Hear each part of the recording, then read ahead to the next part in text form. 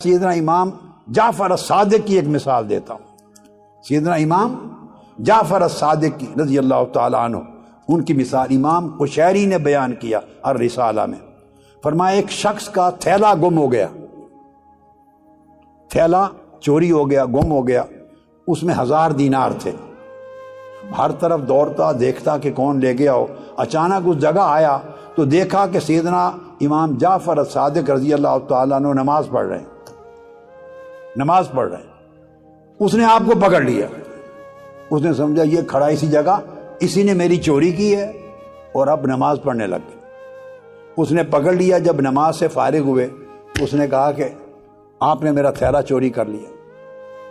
سیدنا امام جعفر الصادق رضی اللہ تعالیٰ عنہ نے اس کو یہ نہیں فرمایا کہ میں نے نہیں کیا. پتہ چل گیا اب اس غریب کا چوری تو ہو گیا ہے. آپ نے پوچھا اس میں تھا کیا؟ اس نے کہا 1000 دینار تھے. فرمایا میرے ساتھ آؤ.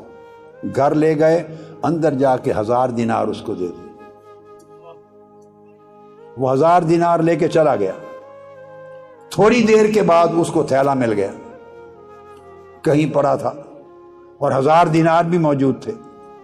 وہ جب تھیلا مل گیا، پیسے مل گئے، وہ شرمندہ ہو کے واپس آیا آپ ہی کے پاس، کہنے کہ مجھے معاف کر دیں، میرا تھیلا مجھے مل گیا، میرے پیسے بھی سلامت ہیں، لے لیں. آپ نے فرمایا نہیں، ہم جب دے دیتے ہیں تو واپس نہیں لیتے.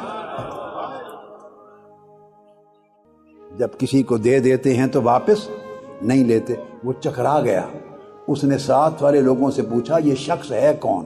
اس کو پہلے معلوم نہیں تھا یہ کون شخص ہے.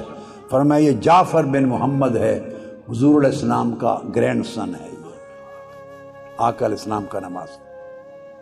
یہ فتوت ہے.